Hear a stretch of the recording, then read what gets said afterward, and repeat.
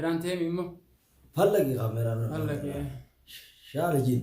السلام عليكم ورحمة الله وبركاته. جرتو بقى جراتن هندي خيسنو جرادا غرب فدرتيس جرادا نولينيس جرادا وزتوكو كمان تكوما خينيلي تمو فا أرجع مالف دفع طلعان جتون خيسن هفان كابو أمو يوتيوب قناة فارة تانن أكمل دروس هنتنين ملتو لايكي سبسكرايب شير قرودان نفانا ترى congratulation isnwanu ja hini sonten isnwani congratulation ja baga gammadan baga gammanne gammachuntiya gammachuteysan gammachutiya jeedin ibsa warrotan hanga amantana nur doftani hanga asi nuwalin turtani congratulation ana fasonten ifi furatan galatoma ulfada baga gammadan isnwani jechu barbada takanaatiga xanaboodaan waan maal qabatee dhufe jechuun keessan hafan qabu wannin qabadee dhufe yaada keessanis irra caalaa koomentii keessa jalattis niin argaa waan hedduu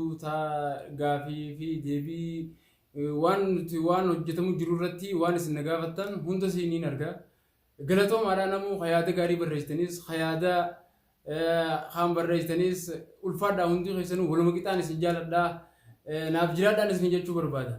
Ammoo garuu haa ta'u gam tokkoon arraan tanagaa gammachuudhaafin dhufee isin jechuu fadhe gammachuudhagaa isinis gammada wal jabeessaa jajjabaadhaa nus jabeessaa nuti isin jabeessinaa waan dandeessanii nu gargaaraa waan dandeenyuun isin gargaaraa akka nagaa Oromoon wal malee waan biraa waan qabu hin qabuun isin jaa ulfaadhaa uummata Oromoo qaalii fi gaarii hundee kush naaf jiraadhaa takkanaati gaa amma gama yaada xiyyaatti kun ichi deebuu ergan irra cimaan koomentii jala gaa wanni nama argu jiru dhugaa keessanii warri rabbi sodaadhu akhiraa ati addunyaa irraa galtaa akhiraadha qabdaa duniyaa irratti waan akkana akkamitti dalaydaa wanni jedhus niin argaa subhaanallah illeen subhaanallah warri jettanilleen ni jira dhugaadha waan isin dinqisiisee yookaan waan in taane ta'uu kanaafi anuu itti gaabuttiin jira waan kana haa ta'u garuu amma kuno imaama eegan irraa fuudhee guyyaa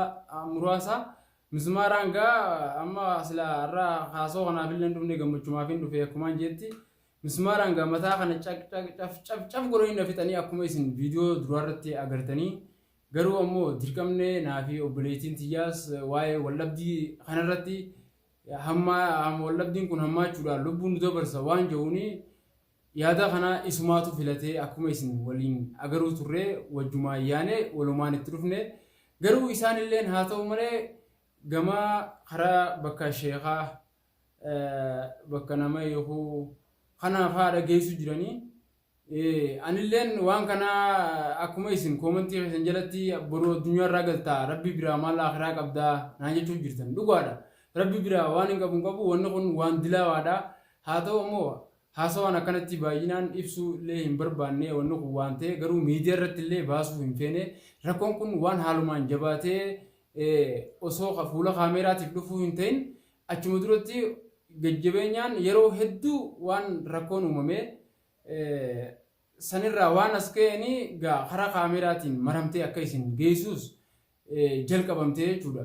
Saniifuu hanga dhumaatti nu faana turaa nu waliin taadha hanga waan kana kar tokkotti baafnee waliin laallutti akkasumatti illee gaa nu wajjin ammallee galatoomaadhaa ulfinni keessan itti fufuudha qabaan jaa haa ta'u immoo wal jabeessaa akkumaan reefuu jeetti irra deebii akkan taane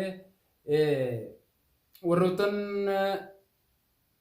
subscribe osoo hin godhinis view laaltanis ulfaadhaa galatoomaa baga jiraattan warroottan daawwattanis galatoomaa ammoo subscribing waan isin miituun qabdu subscribe godhaa like godhaa share illee godhaa maaliif namni keenyaan akka kiyyatti ogguu duune bicha wal jala yaanee wallaallee peejii san yookaan chaanaalaa ta'u yookaan peejii waan fadhee haa ta'u yeroo san bichaa jala buunee fiinnee hordofnee guddisuun faayidaan qabu abbaan biran jiru waan ta'eef garuu osoo lubbuun jirtu ammoo akka tokkotti iddoo sanaa waan hin dhaammadhu kadhaa jabeessuu osoo hin ta'in akka nama tokkotti osoo lubbuudhaan jiranii wal guddisuun eega wal guddifnaa jechuun jirraa miti erga wal guddisuun kana ta'e har'a waa'ee kanarraa illee hedduu dubbachuun xiqqishoon ulfaataa wal guddisuun eega wal guddisuu ta'e subscribe godha like godha please maaliigaa galatooma garuu warroottan asiin nu geessanii koongiraasileeshinii nu geessanii akkumaan dura ibsetti ulfaadhaadhaa paarsantii 4.7 warri paarsantii 4.7 warri asiin nu geessan warri ottan haalaan nu daawwattan paarsantii dhibbarraa paarsantii 4.7 warroottan asiin nu geessan ulfaadhaa galatooma warri ammoo viyuu bichaa viidiyoo osoo saabskraayibin godhin laayikii isin godhin akkanuma laaltanilleen saabskraayib godhaadhaa saabskraayibiin isin miituu kanumaan jechuu barbaade maaliif paarsantii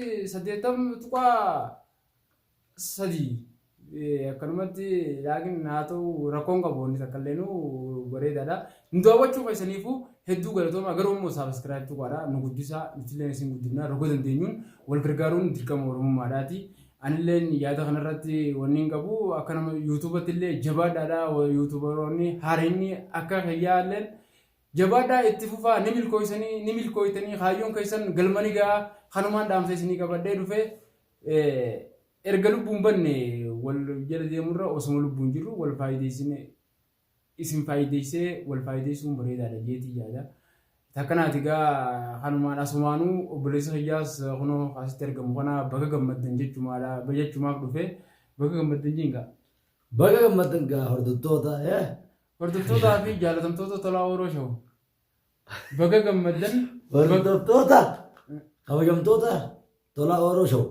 Baga gammaddan baga walumaanuu gammannee. Ulaatee isanii sabaskiraayib laayikii sheer godhuudhaan dagatiin haadhaa bira dhaabbadhaadhaa. Waan akkanatti isin jaa tolaa Oroo Shawuu. Akkanaan ulfaadhaadhaa galatoomaadhaa isinis. Akkanatti isin jaa. Asumaanuu idduudhaan kaadhaamsoonni hin qabu. Komantii jalatti waan hedduu irraan kanarraa dubbachuudhaaf kan hin dhufe komantii jalatti maal jedha siirii gootisan irratti mucaa siirii itti goote kana mucaa obboleettii ta'e fuudhe kana siirii maaliif itti gootaa heeraan hin fixattanii poolisaan faa qabdeeniitu mucaan kunis bakka poolisaa bira dabree jira roorroon isaatii saaraan jabaattee obboleettiin tiyyaas ta'u marakkattee akkanatti boojjitu waa ati sanga tokko fuula miidiyaa irratti numa agartaa yoo jeessa ta'an arguu baattees saniifuu akka ragaa guyyaa boruu taatuuf kanumaa fi asis yaame ammaan tana waan kana irraa hin fiiyyan gara tokkoon maaliin arguu jira ani akka mataa fayyatti miidiyaa kanarratti illee ol bootu hin jiru erga wanni hongodhamee numaan dhaabee innis ni dhabamee sheekatichaa ofiddu malee janii lubbuu si baaf namu maal janii ani fiifuu nama achumaan dhabamee dhokotee taa'u jiru. Idduma tanaan hin gammachuu tanaas walumaan qooddannaa gaddaa fi balloos akkuma waliin qabnutti gammachuus walumaan qooddanna waan jiruuniin dhufee jechuudha. Taakanaati ati waan kanarratti akkam jette isaan amma siirii tana irraa eegi boru akhiraadha qabdaa ilmaan qabdaa poolisaan faan qabdu aadaadhaan hin fixattanii faanaan jennu. Waa'ee siirii kanarratti hayyee inni obboleettii sana akkanam miidhe irraa eeguudhaaf ammaan tana. Ani waan kana harka caalaa hin qabu waan kana yaada kana namni oduu karaa kaameraatiin hin ta'in filatee fidee isiidha. Naatti godhii naa wajjin dhaqii wal malee waan qabnu naa wajjin deemii jette. Isii jaa. Akkas jeetiin gaa bakka kabirtichaa dhaqee jechuudha. Amma mucaalleen maraa ta'e keessaa utaalee mucaalleen harka rabbii jira. Arrumaan tanaan argee viidiyoo tokko ogguun argu. Habiira bira geessanii akka dawaa godhanii fi kana kanaan argee garuu wanni namni tokko godhe ni hiikama jeellee hin yaadu. Ani irraa ni hiikaa. Isii tanoo akkam godheetiin akka irraa hiiktu godhaa yaada kanaa waliiniin asirratti haarras fidee akkam godhuudhaan wayyamee. Isii tana walumaan taatanii akkamiin godhamee furmaata namni qilleensarra jirus lafarra jirus kallattii itti wal qunnamaniin furmaata walii godhuun waan bareedaadha jeetii yaada.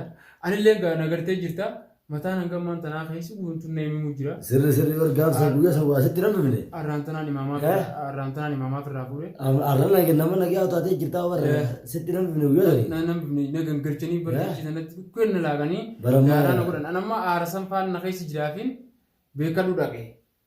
Amma tadaquu keessattuu irra caalaa sanfaan nageesse beekta akkamitti ani kun ilmoo isaanii tanaaf eessumaan ta'a meeshaadhaaf ijoollee sanis wanni fideef akka isaan kun nagaan karaa fuulduratti inni kunis miidhaa asii miidhameetiin jira miidhama yarkeetiin jira tanafirraa dhiisee bultii xiyyeeffama duraa tanaan qajeelcha jiru yaadeetiin meeshaa fi ijoollee waliin fide mijoollee fuudheetiin fide wooma inni filatu laalaa jee wanni isaan filatan dhufanii maal ta'e mismaara akka warra wantaatti bari yaaladhaa waadhaa waan akkasii dalagaa yaala khitara agartee qajilaa jensan warra akkasiiti warra durriyyee walii lama amma durriyyeen sana oftee jirti warra ajaa'ibaa tokko jira laala ijaala keessa cuqute saniitu baxxaaliyaa kanatti mismaara doon baxxaaliyaan tun sidoo itti fakkaatti malee keessaan sidiru mismaara aboo mataa kana gilchanii naftanii bar ana zaafana gubbaa deemanii saasanii laalaan akkas hamtuudhaan hin jira jettee addunyaarra jirti ilaa dakas deemti dakatti qaama kana dakaa seetu daka gadii lafee tanumtaa seetu daara uummanni akkasitti daaraa sinna godhee hooti ana amma laala guyyaa sanii nageessee beekadhu amma ga'een ana akkasitti inni haaf sirreessu jee ergaan akka kana hunda godhe inni kanaan naa deebi'ee jechuudha. Kana gaa amma waldhabdeen keenya ka jiru amma asirratti hordoftoota fi daawwattoonni furmaata jajjabaa namni hedduun godhe karaa keessaatiin ka namoonni akkumaan jetti gaarra dubbiin koomantiidha koomantii tanarratti waa hedduu dubbatanii anis nama akhiraa barbaadu nama ilmaan illee guddifachuu barbaadu amma naaf haati manaatu waldhabnee jira. Sababaa kanatti ammaan tana reefuun tana gaa waa hunda naasoo gaa waayyuu nyaatin jeetiin usee malee ijoollee lamaan isii ni fuute. Asiin gaggaragaltee eessa deemtaan jeen fuula siirraa fuulli sii kasala fakkaatee deemu gubattee. Deemtee jechuun sababa kana. Assalaamu alaikum jee kun dubbisu. Sababa dubbifne. Naa dubbifne calama itti jeeti ijoollee raayimaa reeguudhu jira ijoollee raayimaa niin beekame waan filima itti wal bira dabarsan. Hayyee haa ta'u jeetumaan bira dabree jechuudha. Isilleen akkasii waldhabdiin keenya haalaan ammaa ta'e. Wanni kun anuunattis deebi'ee har tokkoon jireenya na jeeqaa jira. Haa ta'u immoo waan kana karaa fuulduraatti furmaata obboleettii jeta na gaafadhee niin sirreessaa koomantii keessaniis deebisuudhaaf waada galeetiin jira filiis isinummaan nu hordofaa nu waliin turaa hanqaa waan kana furmaata tokko itti goonuutiin isiniin jechuu barbaada. Ulfaadhaanaaf jiraadhaa woomuu hundaafuu takkanaati namni wal qabu waan dhaba qabuumi. Nuti wal qabu waan eenyuma wal qabaa'u. Egaa takkanaati kaatis furmaata tokko naa godhi.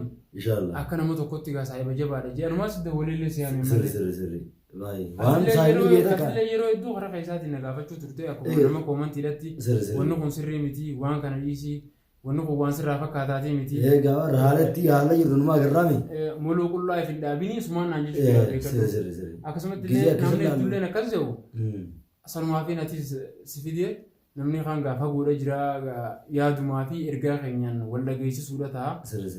Takkanaati kaayee amma mee obboleettii jettanaas ana caalaa atis itti dubbadhu. Isiin dubbadhu. Beektaa isin amma